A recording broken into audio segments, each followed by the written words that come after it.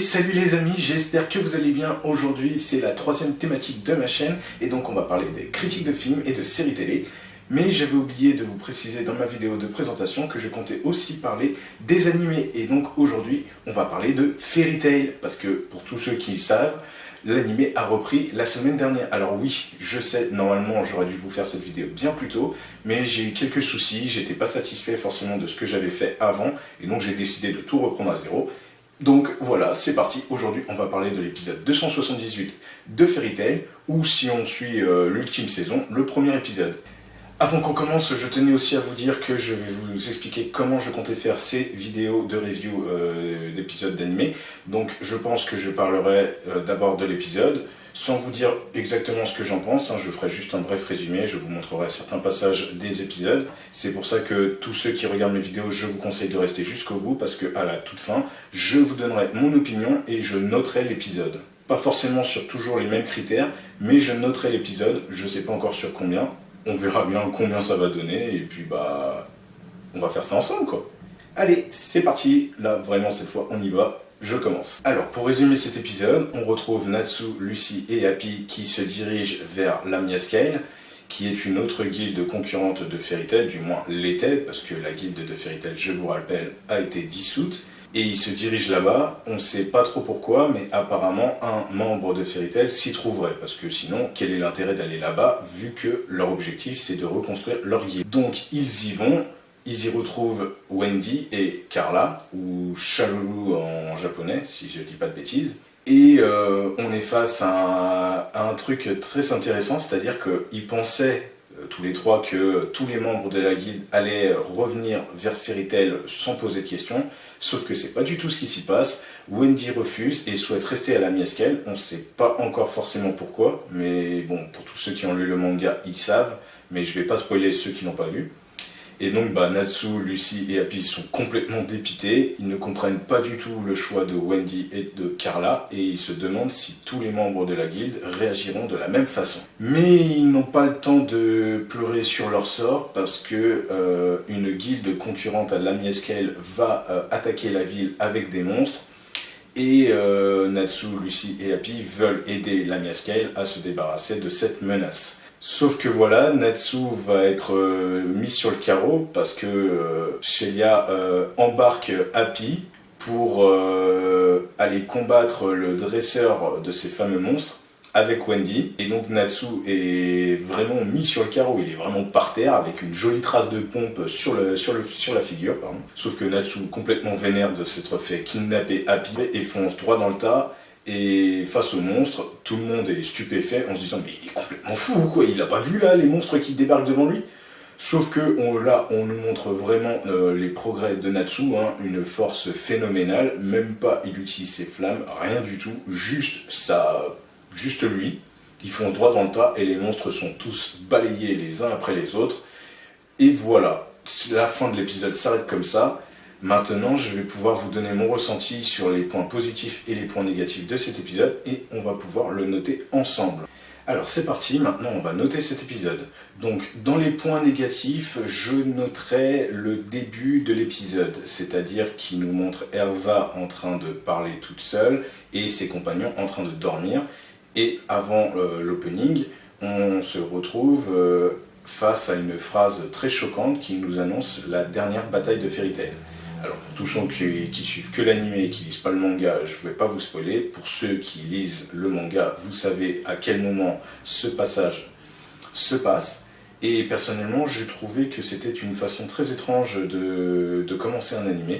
Donc voilà, je retirerai quelques points par rapport à ça. Ensuite, après l'opening, on pourrait parler de la présentation de nouveaux personnages. Je dirais même, vu les têtes qui tirent, des antagonistes, parce que même s'ils sont cachés par l'obscurité, il pleut, il y a des coups d'éclair qui montrent quelques brides du design de ces personnages, on reconnaît quand même en dernier Zeref, donc je pense que c'est la nouvelle équipe que va devoir faire face Fairy Tail. Je trouve que c'est un peu trop rapide parce que, comme moi j'ai lu le manga, je sais qui sont ces personnages et que c'était pas forcément nécessaire de montrer ces personnages immédiatement. C'est exactement la même chose qu'avec l'autre point négatif.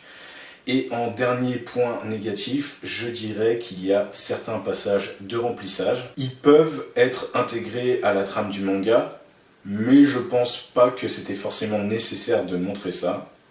Bien que je vais y revenir parce qu'il y a un point positif que je vais vous expliquer là tout de suite. Un passage où Natsu et Lucy sont en train de déguster ce fameux sanglier.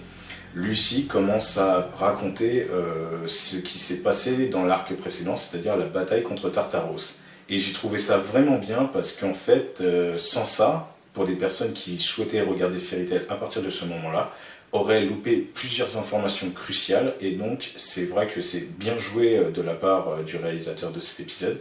Comme ça remet les gens un peu dans le bain et donc on sait à peu près de quoi parle l'animé. Ensuite, en point positif, je pourrais dire que cet épisode suit très franchement la trame du manga. Franchement, il y a même des cases qui se voient très clairement. Je ne peux pas vous montrer parce que j'ai pas les planches en informatique à vous montrer pour vous comparer, mais croyez-moi sur parole, il y a certaines planches qui sont vraiment calquées que l'anime a calqué sur le manga. Et j'ai trouvé ça vraiment bien. Ensuite, on pourrait parler des graphismes qui sont plus que corrects. Franchement, pour 2018, c'est beau à regarder. C'est pas forcément ce qu'il y a de plus beau que j'ai vu dans les animés, mais j'ai envie de dire que dans cet épisode qui explique surtout ce qui s'est passé un peu avant et remettre les gens dans le bain pour Fairy Tail, ça reste beau à regarder. Ensuite, je parlerai de l'opening qui, franchement, te met bien dans l'ambiance et aussi qui nous présente les têtes qu'ont les membres de Fairy Tail un an après la dissolution de la guilde. C'était plutôt intéressant, la musique est bien aussi. C'est pas l'opening le plus transcendantal que j'ai vu, mais ça reste vraiment bien. Moi, j'ai bien kiffé, ça m'a bien ambiancé. Il y a certains passages qui sont beaux. Par exemple, le passage qui montre Natsu face à Zélef. Zélef, en arrière-plan, il a une forêt complètement dévastée, et Natsu, il a une forêt derrière lui, complètement verte et tout, qui a l'air de tenir une patate d'enfer. Et j'ai trouvé ça vraiment bien. On pourrait aussi parler dans cet opening des certaines nouvelles capacités des personnages qui sont montrés, genre Gajil, Erza, et surtout Wendy. Bien que je trouve que ça spoil un tout petit peu Wendy dans cet opening, parce qu'en fait on apprend qu'elle a maîtrisé la force du dragon qu'elle avait acquis lors de l'arc précédent. Et j'ai trouvé ça un peu trop spoil, mais bon, franchement je pardonne l'écart parce que l'opening sinon en lui-même il est vraiment bien. On pourrait aussi parler très bien de l'humour de Fairy Tail, qu'on retrouve très clairement aussi dans cet épisode. Hiro Mashima a toujours eu cette petite dose d'humour très enfantin, et là, avec les passages que je suis en train de vous montrer, comme vous pouvez le voir, c'est exactement ça. Hiro Mashima se lâche, il aime bien faire des petites blagues un peu comme ça, des trucs un peu aussi pervers, en mode Natsu qui balance ses flammes sous la jupe de Lucy, comme par hasard, par le plus grand des... Voilà. Comme d'habitude, c'est le genre d'humour que des gens peuvent aimer, d'autres moins, ça dépend, voilà. Il n'y a pas de bon humour ou de mauvais humour, c'est vraiment au goût de chacun, il faut accepter ça. Mais moi je trouve ça assez amusant, on va dire, pas forcément marrant, mais amusant. Donc voilà, oui, voilà, l'humour est sympa, il n'y en a ni trop, ni pas assez... On s'ennuie pas, voilà, franchement dans cet épisode, je ne peux pas dire qu'on s'ennuie. Donc voilà les amis, cette vidéo est terminée. Avant de vous quitter, je vais vous dire quand même la note que j'ai mise. Et donc ce sera pour moi un 15/20, c'est-à-dire franchement un bon épisode, qui te met dans l'ambiance. J'ai hâte de voir le prochain épisode qui va sortir donc demain. En tout cas, j'espère que cette vidéo vous a plu, que ma façon de faire les reviews d'épisodes vont vous plaire et que si vous avez des conseils ou des critiques à faire, n'hésitez pas à les partager dans les commentaires. Sinon, pensez à liker et à partager cette vidéo et aussi de vous abonner à ma chaîne YouTube. Sur ce, moi je vous laisse. Ciao!